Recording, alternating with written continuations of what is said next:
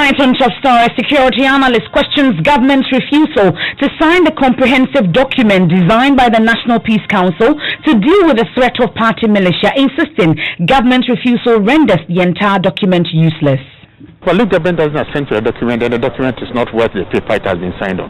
But was the delay even necessary at all? Absolutely not. From where I stand, absolutely not. We'll hear from him as he cautions against excessive optimism over NDC's assent to the document. Meanwhile, the National Peace Council moves to ensure strict compliance of stakeholders, including the NPP and NDC, who have assented to the roadmap in spite of government's inability to commit to the process. The beginning of a very important things for us to do to ensure that the stakeholders who have signed, those who are committed, who have been assigned responsibilities, do what is expected of them, and it gives us opportunity to start monitoring and also engaging them. But of course, the NDC did not sign without reservations. They've charged the National Peace Council to be more proactive in its handling of controversial matters, including the electoral roll. We are so close to the election. The signs are not good.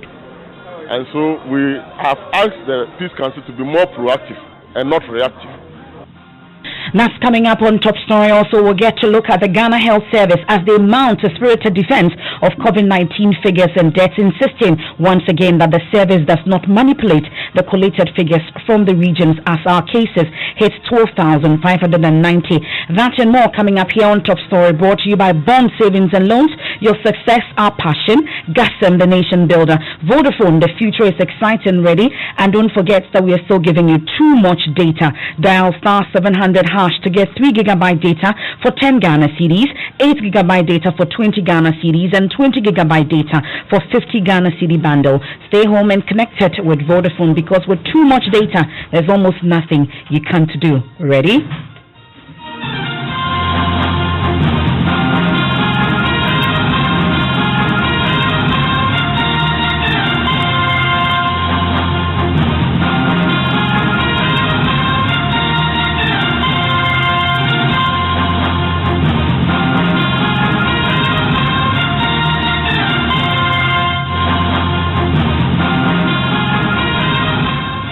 Tonight, security analyst at the Kofi Annan International Peacekeeping Training Center, Professor Kwesi Ening, has questioned government's refusal to sign the detailed roadmap fashioned out by the National Peace Council to deal with threat of party militia.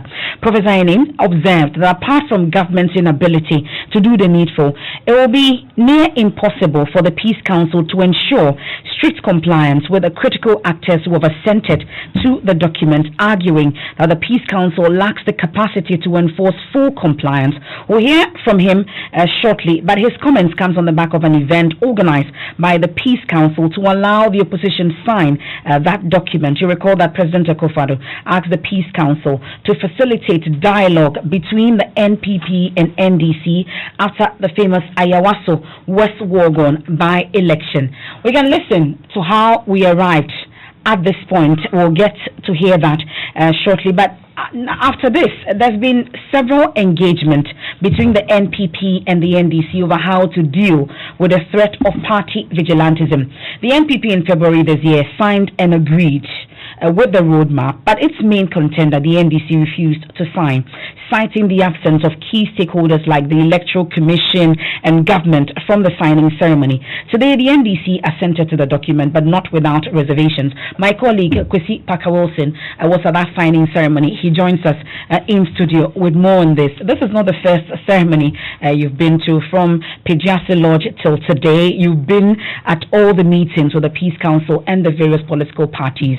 Walk us through today's ceremony before we go into how we got here. Now, just as you mentioned, last February, when the Peace Council had put together the roadmap, they thought that the NDC and NPP, being the key stakeholders in our election, were going to commit to the process by signing the document. But unfortunately, the NDC refused to sign. Now, today, we are told by the Peace Council that the NDC wrote to them somewhere last week, indicating their readiness to sign the document. So they all arranged that, okay, today will be a favorable day for all of us, for us to meet and then you sign the document, just as we did for the NPP, where you invited the media and other civil society organizations to come and witness what you have done. And this is a demonstration that you're going to commit to peace and also disband the vigilante group within the party. So yes, we're at Coconut Grove today. The NDC present, the chairman, Samuel Sampofo, the general secretary himself was also there, Johnson Asedi Nkatia, including Abraham Amalaba, the lawyer for the party, and Alex Segbefia, and then their director of communications, lawyer Kake Samwa, were all present at the ceremony, including the National Peace Council executives and board members as well. So when the NDC, when the time came for the Peace Council chair, Most Reverend Emmanuel Asante, to present the document for him, there was heartwarming that the NDC has finally agreed to sign the document. Now, on the part of the NDC, they said, yes, I mean, we are ready to sign the document, but not without reservations. We still think that government is not committed to peace process in this country. They cited quite a number of reasons, including alleged recruitment of MPP stacks into security agencies. And this is one reason they've given from day one. They've been very consistent, and even have asked that the government should publish how they recruited some individuals into the security agencies since 2017, which government is yet to do. I wouldn't say they've not done yet, but they are yet to comply with that kind of directive. So the chairman, Samuel Sampo, said that, I mean, with this, it makes them, it puts them in a very difficult position. But however, they want Ghanaians to know that for them as a party, they are always ready to commit to peace. We can listen to the chairman. Before we listen to Ofusampo Fodo and then also what the Peace Council have been saying, let's look at how we arrived at this point.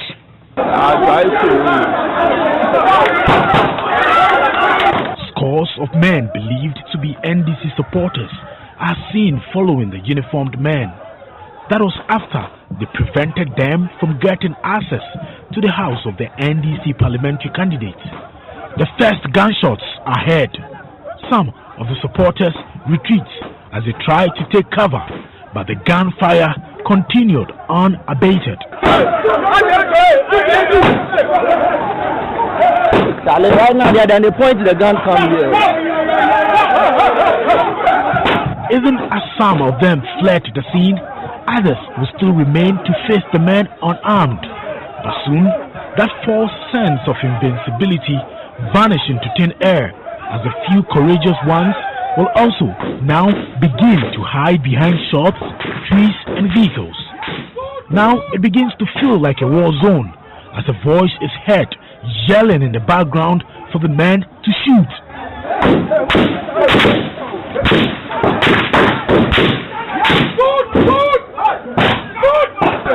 When the shooting finally recedes, a man in a white shirt and jeans is seen at the back of a car bleeding from his knee. He alerts the people around him about his injury. Another man is seen with a deep wound in his biceps as he is also put in the vehicle. That's a broken bone. Who's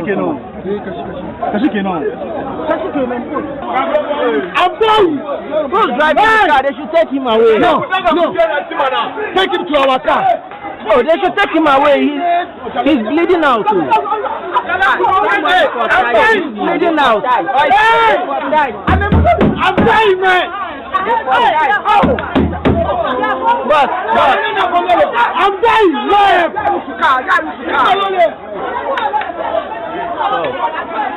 I'm dying. We are just some meters away from the house of the NDC parliamentary candidate, Delali Kwesi Brempong. Well, we've been here for hours trying to understand exactly what happened yesterday. One of the many things that caught our attention is the bullet holes on the trees, on the vehicles, and then on shops here because of what happened yesterday. And you can still see the bullet hole here, still visible on this Kia Morning vehicle parked here. Well, another place also where you can see the bullet holes is this warehouse here. Well, just down where the gate is, the bullets actually hit the container right behind me. Also had some bullet holes, on it. About 3. And that's my colleague Maxwell Agbagba recounting what happened on that day, the Ayawaso West Wogon by-election there, and it led to a number of a lot of talk about political party vigilantism. We had militia in the eye of the city. We also had the president directing the two political parties to look at ways of disbanding political vigilantism within themselves, their groupings. We know about the Invisible Forces, we know about the Azoka Boys, amongst others.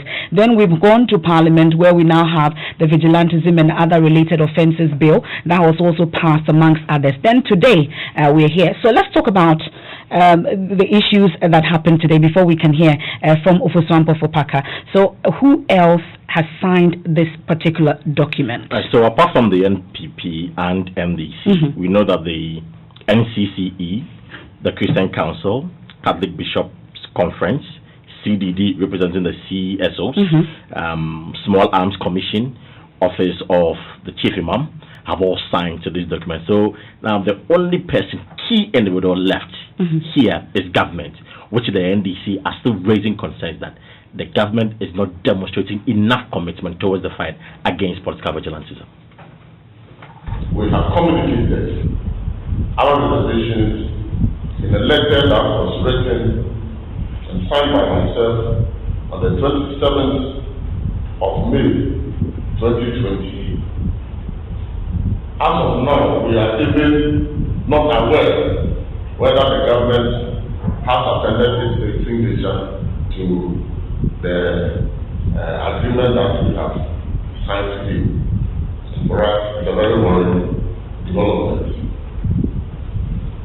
The Peace Council also indicated to us when we raised issues, for instance, about the Ayawaso West Wogon Commission that was set up and its recommendations, and the white paper that was issued by government.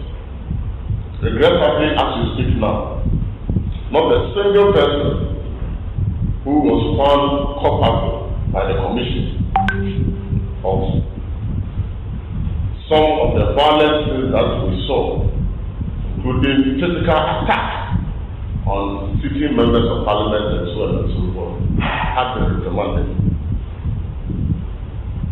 And for us, it's very worrying. There have been statements by leading members of the NPP, a specific one by the Deputy General Secretary of the party, to the extent that in the upcoming registration exercise, if anybody dares, they will beat us more than what happened in Ayawaso West Wogon by election.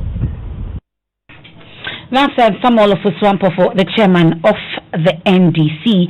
There at the signing ceremony, raising some reservations at the signing ceremony. We'll hear from the Peace Council and, of course, Professor Kwesi Ening on this. You've been hearing from my colleague, Kwesi Paka-Wilson, who's been following this. But let's speak to the National Communications Director of the NDC, Lawyer Kakwe Samoa. We're grateful for your time here on Top Stories. There's one thing I don't have clarity to on this issue, is that why would the NPP sign and would expect that government will also sign? Because government as an institution, should they also be signing when the party that brought them into power has already signed?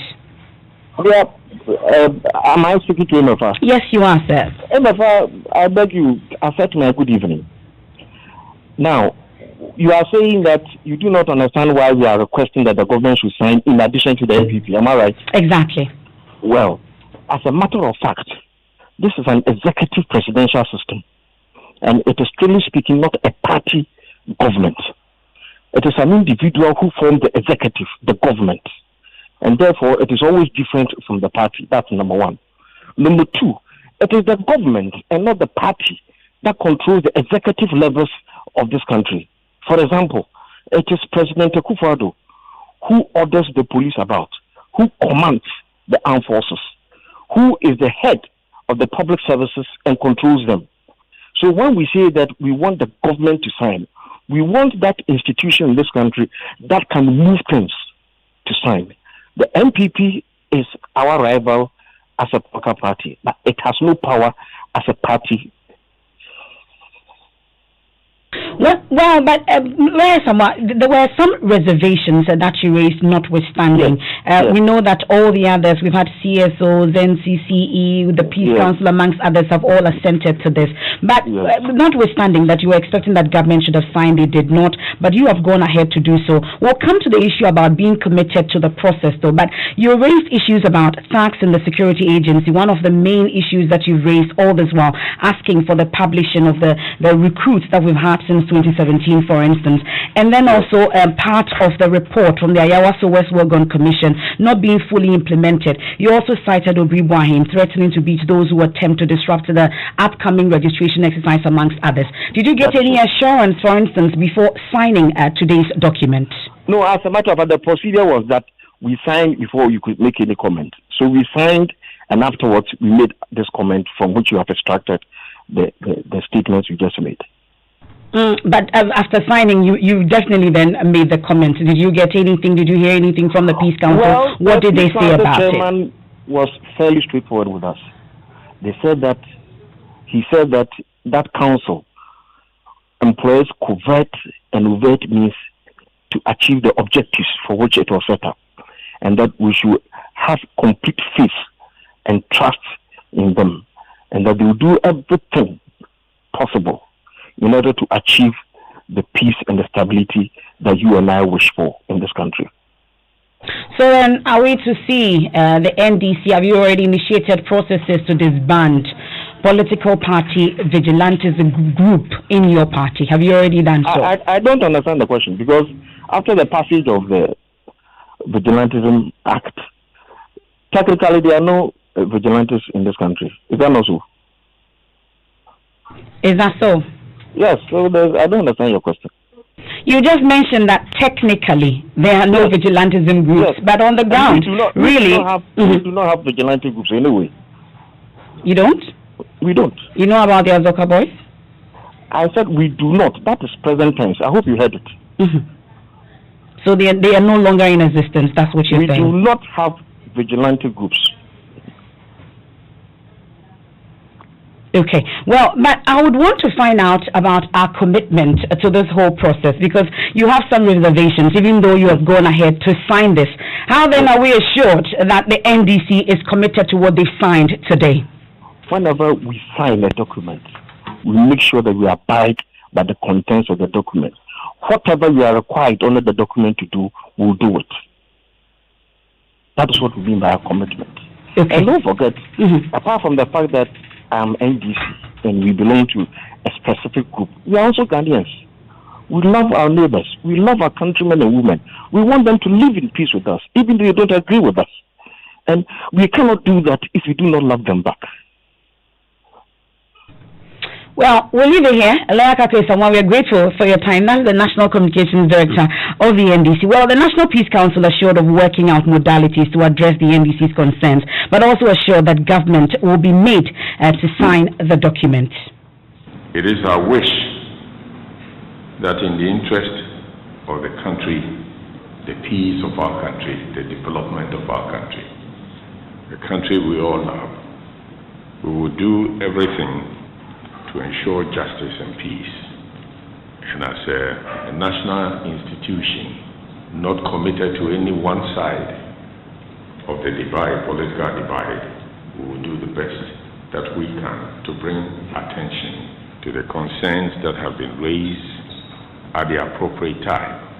Sometimes it is difficult for people to understand people who are doing peace work, because peace work involves covert overt activities, and in some cases the covert activities is even more effective than the overt activities.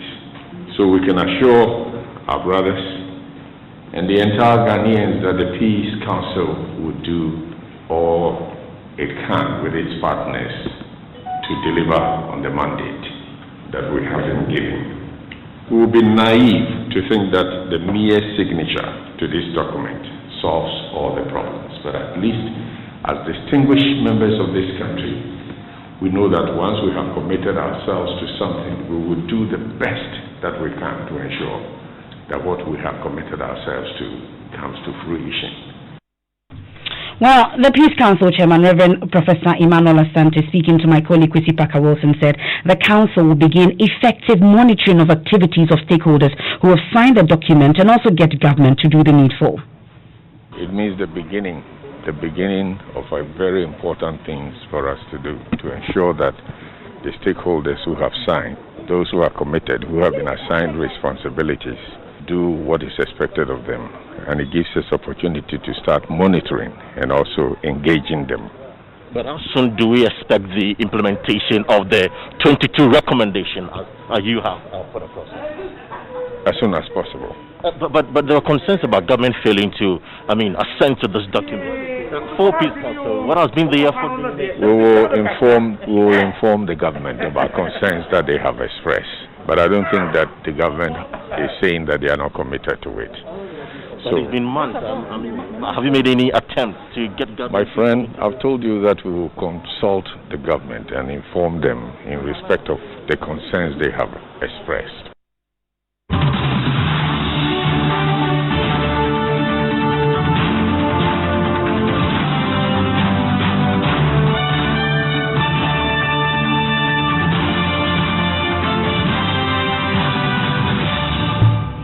This is Top Story here on Joy 99.7 FM. Let's go on the phone lines now and bring in security analyst Professor Kwesi Ening. He also monitored the entire process. He joins us on the line. We are grateful for your time here on Top Story. So we know that mere signatures might not solve our problems when it comes to political party vigilantism. But do you think that what we've seen so far and what you have witnessed so far, you feel that all parties are really, committed to ensuring strict compliance to what they have signed? Well, the signatures themselves signify first goodwill to commit to the contents of the peace agreement. But there are two dynamics that we need to be aware of. First, the external dynamics that will impinge on the behavior and the trust of the parties who have signed. Two, the internal strains, stresses, and tensions within the two major parties themselves. And in fact, the canker that we are dealing with is not one that is dealt with only with good intentions. There must be the capacity to elicit compliance and disincentives for breaking the peace accord. Let's not forget that the signing of these accords, or whatever we want to call them, have been merely for the purposes of fanfare. And I think a lot of people have alluded to this. What this particular code of conduct and peace accord will signify in terms of the differences will relate to the levels of implementation and the capacity of the state led by the Peace Council to disincentivize these groups. Now, in the Ghana case, just 30 seconds. In the Ghana case, we've gotten to a yes in an inverted process. You see, normally it is a strong external partner that has the capacity, both economic, political, and of course also a little bit of firepower, to shepherd the signatories to the table and to ensure that they comply. In this case, one of the members with an interest is the one that has the power for now. So the National Peace Council has, and of course all other interested parties, have a lot at stake in shepherding and encouraging both parties, to demobilize. But we don't know how many people we are going to demobilize. We don't know their backgrounds. We don't know what skill sets they have. So this is a very imperfect peace accord. But in desperate situations, you hang on with hope to the little threats that you have. So imperfect as the accord and the process has been, I am cautiously optimistic. Well, imperfect accord, you describe it. We've heard the opposition also raise concerns about government's inability to sign it, knowing that government has the power over the security agencies and all, when it comes to keeping the peace and all. Do you think that government's inability to do so may also render the roadmap a bit, so to speak, for want of a better word, useless?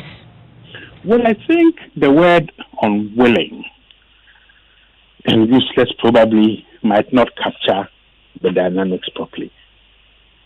The NDC has signed now, the MPP has signed.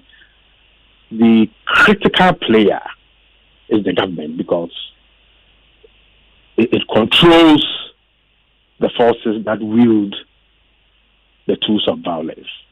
So as the most Reverend Professor Asante said, he will now take these concerns to government, and it will show goodwill and a true determination to back the words and the rhetoric with action if and when government signs, but not just signs, more importantly, empowers and supports the Peace Council to design a set of critical disincentives so that all the other stakeholders, NCCE, the Ghana Police Service, and all those who have signed on, the religious bodies, can say, look, we now have the authority and the power backed by the state to ensure that people comply. Do you see that happening?